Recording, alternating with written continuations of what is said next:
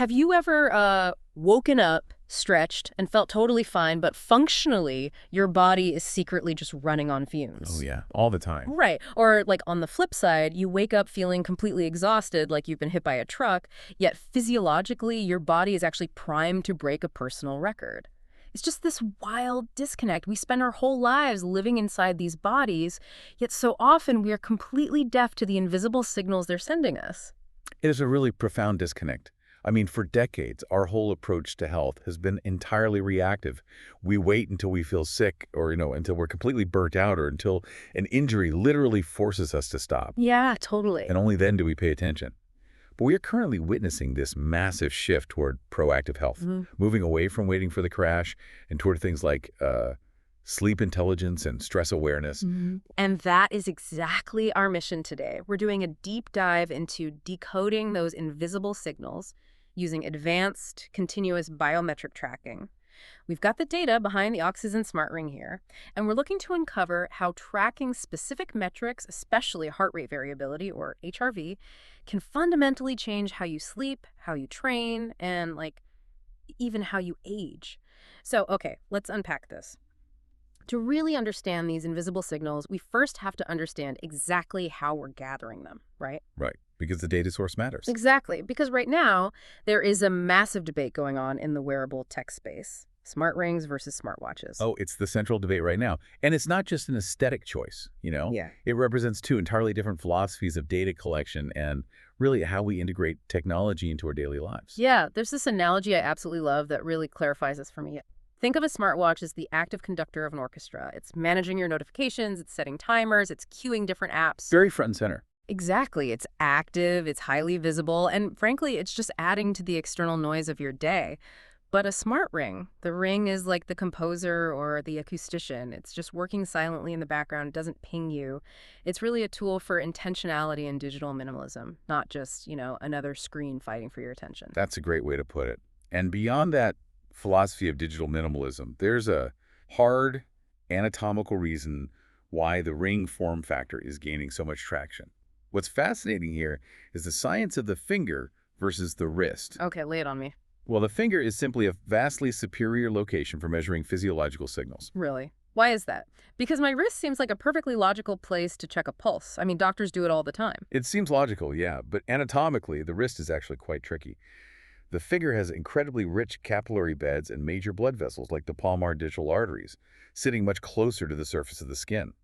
And this matters because of how these devices actually measure your heart rate. They use a technology called PPG or photoplethysmography. Right, that's the little green or red light shining into your skin. Precisely.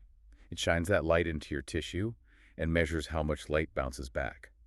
When your heart beats, your capillaries swell with blood, which absorbs more light. Between beats, they shrink, reflecting more light. Oh, wow. I never actually knew how that worked. Yeah, pretty clever. Because the blood vessels in your finger are so dense and so close to the surface, the PPG signal is incredibly clean.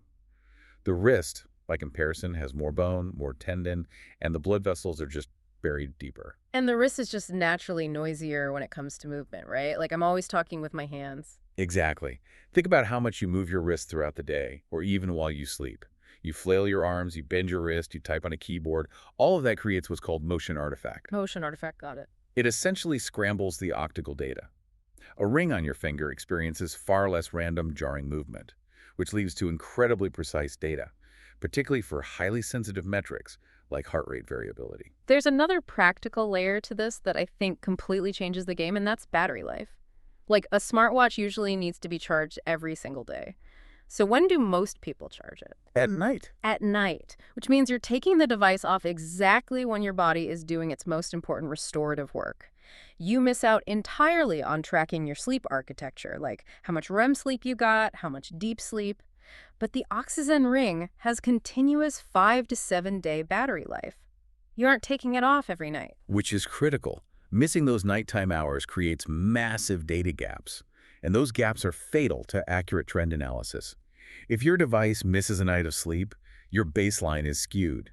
Continuous wear is really the only way to accurately track things like circadian stability and how well your nervous system's actually recovering while you rest. You really see how this impacts people's daily lives when you look at the user experiences. I mean, people brag about achieving S-tier sleep because the ecosystem gamifies their recovery without demanding their attention during the workday. Yeah, that's a huge shift. And because there's no glowing screen on their finger, they completely avoid the vibration trap. You know that feeling? You're deep in focus, your wrist buzzes with an email notification, your cognitive focus shatters, and it takes like 20 minutes to get back into that state of deep work. The Ring removes that trap entirely. It creates a protected cognitive space. Mm-hmm. But, because the Ring is capturing this pure, uninterrupted data without distracting you, it starts to reveal biological truths that can directly contradict how we consciously feel. Yes. And this completely upends traditional advice, particularly when it comes to athletic performance and how we manage physical exertion. This is the part of the deep dive that really threw me. Think about how this plays out in the real world. Let's say you're an athlete and you just hit a massive personal record. You pull a heavy deadlift, more weight. Adrenaline is definitely pumping. Exactly, but then your app shows your heart rate variability. Your HRV is sitting at like 18 milliseconds, which is well below the critical 20 millisecond threshold for recovery. I have to push back here. If I feel like a superhero, and I just objectively proved I'm stronger than ever, why on earth should a piece of jewelry tell me I need to stop and rest? I get it. It's a highly counterintuitive concept. Right. But it is the absolute cornerstone of physiological tracking. When you hit a personal record with a clinically low HRV like that 18 millisecond reading, you are caught in a physiological trap. Your body is stuck in a sympathetic overdrive. Meaning what, exactly? That's your fight-or-flight nervous system. So my brain thinks we're crushing it, but my nervous system is actually screaming for help. Exactly. That high physical performance you're feeling isn't a sign of peak health in that moment. It is being fueled artificially by stress hormones like adrenaline and cortisol. Those hormones act like biological painkillers. They're actively masking systemic fatigue and underlying inflammation. Okay, let's translate this to everyday life. Because, I'm not pulling heavy deadlifts every morning. What is the equivalent of this for the average knowledge worker? Is this like when you've drunk 3 cups of coffee, power through a massive presentation at work, feel like an absolute genius on Thursday, and then wake up on Saturday morning with a terrible sinus infection? That is the exact same physiological mechanism. Wow. Yeah, your stress hormones kept you entirely numb to the fact that your immune system and your nervous system were completely depleted. The adrenaline carried you through the presentation just like it carried the athlete through the deadlift. But the cost is massive. Right. If an athlete pushes through that deceptively strong state, they significantly increase their risk of severe musculoskeletal injuries. We're talking about tendon or ligament damage that could easily land you in an MRI machine and set your training back to months. Because the tissue is already inflamed, but your brain just can't feel it yet. Precisely. The core principle for athletes, and really for anyone trying to optimize their health, is that true progress happens when you recover, not when you train. Elite athletes actively monitor this because maintaining a consistently high HRV strongly correlates with sustained athletic performance. You don't build muscle while lifting the weight, you build it while resting afterward. So what's the actual protocol when the wing catches that 18 millisecond red flag? Do you sit on a couch all day and do nothing? Not at all. Complete inactivity can actually make you feel more sluggish. The data points to a very specific intervention. When your HRV dips below your normal baseline or below that critical 20 millisecond threshold, athletes need to deload. What does a deload actually look like? It means substituting your heavy, intense sessions by reducing your training volume, intensity, or frequency by 30 to 50%. A 50% cut. That is a massive reduction for someone used to going hard every day. It is, but it's necessary to protect your long-term strength and prevent that MRI-level injury. On these low HRV days, you pivot to targeted active recovery. You do mobility drills, foam rolling, or very light cardio. But here is the most crucial intervention. You pair this light movement with deliberate breath work. Right. I've seen techniques like diaphragmatic breathing, box breathing, or the 4-7-8 method mentioned constantly. But how does breathing actually fix a tired muscle or a stressed nervous system? It all comes down to the vagus nerve. The vagus nerve? Yeah, which is the superhighway connecting your brain to your heart and your digestive system. When you engage in deep, slow breathing, especially extending your exhales, you stimulate the vagus nerve. This acts as a manual override for your autonomic nervous system. That makes sense. It actively boosts the parasympathetic side, your rest and digest system.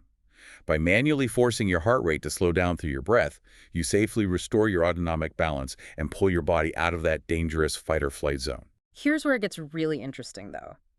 If physical stress, like a deadlift or a 10-mile run, can trick your nervous system, what about psychological stress?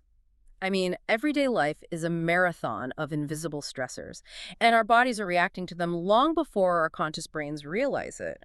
A sudden spike in cortisol, which is your primary stress hormone, can plunge your HRV by up to 30% in mere minutes. It's a profound physiological shift, and it proves that the body's stress response cannot be faked with a positive attitude. Right. You put on a smile, you can tell your coworkers you're fine, but the ring acts as a real-time lie detector for your nervous system. And the craziest part is what actually triggers these drops. It's not always a looming deadline or a near miss in traffic. Sometimes activities we think are relaxing can actually tank our HRV. Oh, absolutely. Like taking a long hot bath or sitting on the couch scrolling through social media for an hour. You consciously feel relaxed, but your physiological markers are dropping. Why does a hot bath cause stress? It comes down to overstimulation and core temperature. A very hot bath forces your cardiovascular system to work overtime to cool your body down, which is a physical stressor. And scrolling social media, it bombards your brain with rapid-fire novelty and microdoses of dopamine and anxiety. Which is exhausting for the brain. Exactly. If we connect this to the bigger picture, this explains so much of modern fatigue.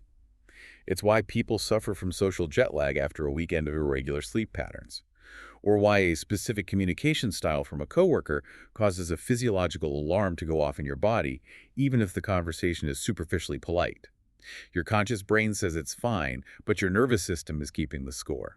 But the good news is we aren't just at the mercy of these invisible stressors. I was actually shocked by how simple some of the fixes are. I always thought you needed a 45-minute meditation session in a dark room to fix your stress, but it turns out there are hyper-specific, data-backed micro-interventions that create an immediate physiological shift. Let's look at hydration. That's a huge one. Yeah, drinking just 16 ounces of water can boost your HRV by roughly 6 milliseconds within 10 minutes. How is a glass of water acting like a stress relief pill? The mechanism there is fascinating. When you are dehydrated, your blood volume actually drops, a state called hypovolemia. Think of your blood becoming slightly thicker and less voluminous. Because there is less fluid in your vessels, your cardiovascular system, specifically your heart, has to work much harder to pump that thicker blood around your body. Which stresses the system out. Right. This increased workload triggers that sympathetic overdrive. So rehydrating rapidly restores your blood volume, makes the heart's job easier, and instantly calms the nervous system. Okay, here's another one that blew my mind. Gratitude. Yes, this is a truly remarkable finding. Just 5 seconds of focused gratitude, like actively recalling a positive memory or looking at a photo of someone you love, triggers rapid neuroplasticity in the brain. The data shows this can bump your HRV by 4 milliseconds almost instantly. How does just thinking a happy thought physically change my heart rate variability? When you focus on genuine gratitude, you engage the prefrontal cortex of your brain, which is the logical, higher-order thinking area. This effectively downregulates the amygdala, which is the fear and stress center of your brain. By shifting the electrical activity away from the alarm center, you signal to your vagus nerve that you are safe, and your HRV immediately rises. That is wild. And for beginners, this 5-second gratitude practice is proven to be even more effective at raising HRV than meditation, which can take weeks or months to master. It's just so accessible. Let's talk about one more, jet lag. Oh, jet lag is brutal on the body. Yeah, travel absolutely destroys your HRV, sometimes keeping it suppressed for up to 7 days. But the prescribed fix is exactly 1 hour of bright, direct sunlight combined with a 20-minute brisk walk immediately upon arrival at your destination. The idea is that it forces your circadian rhythm to phase advance. Can you clarify what phase advancing actually means for the listener? Absolutely. Your circadian rhythm is your body's internal 24-hour clock. When you cross time zones, your internal clock is totally out of sync with the external environment. Phase advancing means you are literally fast-forwarding your body's internal clock to match the sun in your new time zone. I see. Bright sunlight entering your eyes signals the suprachiasmatic nucleus in your brain to halt melatonin production and reset your daily cycle. Combining that with physical movement accelerates that biological reset, pulling your HRV out of the gutter much faster. If drinking a glass of water, taking a walk in the sun, or doing a 5-minute breathing exercise can manually override your nervous system so quickly, what happens if you do that consistently? What happens if you apply those micro-interventions every single day for 10 years? That brings us to the long game, aging. The ultimate marathon. Exactly. Now, if you look anywhere in the wellness space right now, everyone seems entirely obsessed with testosterone. It's treated as the ultimate holy grail anti-aging metric. But the clinical data points in a totally different direction. It suggests we need to shift our focus to HRV. Why is that? Because testosterone is only one piece of a very complex physiological puzzle. Heart rate variability provides a much more dynamic, real-time measure of your true biological resilience. You'd think a healthy heart should beat like a metronome with exactly 1 second between every beat. But a perfectly rhythmic heart is actually a rigid, stressed heart. Wait, really? Yes, you want variability. You want microscopic chaos between the beats because it shows your nervous system is constantly adapting to its environment. Right. High variability means high adaptability. Exactly. Now, HRV naturally peaks around age 20, and then it begins a gradual, steady decline as we age. Our nervous systems slowly become more rigid. But the data shows something incredible. People in their 30s and 40s who strictly monitor their HRV, who intentionally pause those intense workouts and deload on low readiness days, and who use the breathwork techniques we discussed, are actually preserving youthful variability profiles. Wait, so by using the data to know when to rest, a 40-year-old can maintain the autonomic nervous system flexibility of a 20-year-old. They can. They are biologically mirroring the resilience of someone decades younger, simply by refusing to train through hidden fatigue. But the predictive power of this continuous tracking technology goes even further than anti-aging.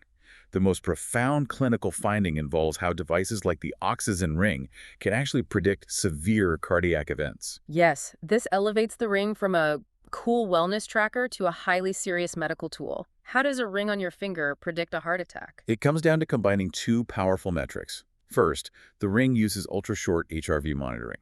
Specifically, it looks at a metric called RMSSD. RMSSD. Okay. Without getting overly bogged down in the math, RMSSD is essentially a calculation of the microscopic variations in time between heartbeats over very brief windows. It captures the immediate beat-to-beat changes driven by your parasympathetic nervous system. Okay, so it's measuring the exact level of relaxation and adaptability between every single heartbeat. Yes. And second, the ring combines that RMSSD data with a rapid 30-second single-lead ECG. An electrocardiogram. How do you get an ECG from a finger? By creating a closed electrical circuit. Usually the ring has sensors on the inside touching your finger, and you place a finger from your opposite hand on the outside of the ring for 30 seconds. Ah. This allows the device to read the electrical signals traveling across your chest right through your heart. And what is the algorithm actually looking for in that electrical signal? Validated by massive studies, like the UK Biobank cohort, the algorithms analyze the shape and timing of the electrical waveform. They're looking for specific, tiny abnormalities linked to arterial plaque, arrhythmia, and most importantly, ischemia. Ischemia being restricted blood flow to the heart muscle. Correct. When your heart muscle doesn't get enough oxygen because of restricted blood flow, the electrical signal it generates literally changes shape. That is incredible. It really is. The ring can detect those microscopic changes in the waveform. By combining the electrical data of the ECG with the beat-to-beat variability of the RMSSD, the ring effectively functions as a miniature predictive cardiac lab. The data confirms that continuous monitoring of these subtle changes can forecast heart attack risk up to 10 years in advance. 10 years? Yes. It alerts users to rising cardiac stress long before clinical symptoms like chest pain or shortness of breath would ever prompt them to visit a doctor. So, what does this all mean? We've covered a massive amount of ground today. We've seen that whether you're an office worker pulling late nights and dealing with the invisible crush of social jet lag, an athlete staring down a heavy barbell, or anyone just trying to age with resilience, your body is constantly whispering to you. It's keeping a meticulous record of every stressor, every drop of dehydration, and every moment of recovery. Absolutely. For the first time, technology like this isn't just adding to the noise of our digital lives, it's finally giving us a way to listen to the acoustics of our own biology. It translates those invisible whispers into a language we can finally understand and act upon. But, this raises an important question, one that goes beyond the data and touches on our fundamental human experience. What's that? If our wearable devices become perfectly adept at reading our internal states, if an algorithm knows we are stressed or overtrained or getting sick days before we actually feel it ourselves, do we risk outsourcing our own self-awareness to a machine? Oh, wow. Will relying on a daily readiness score on our phones eventually cause us to lose our natural human intuition? Or, conversely, will this technology act as the ultimate set of training wheels, finally teaching us what true physiological harmony actually feels like so we can eventually recognize it on our own? That is a fascinating paradox to leave you with. Are we losing our intuition or are we finally calibrating it? Thank you so much for joining us on this deep dive. Keep questioning the tools you use, keep learning about the amazing machine that is your body, and whatever you do, pay attention to those invisible signals. Because as we've learned today, whether you feel like you're running on fumes or primed for a personal record, the data always tells the truth.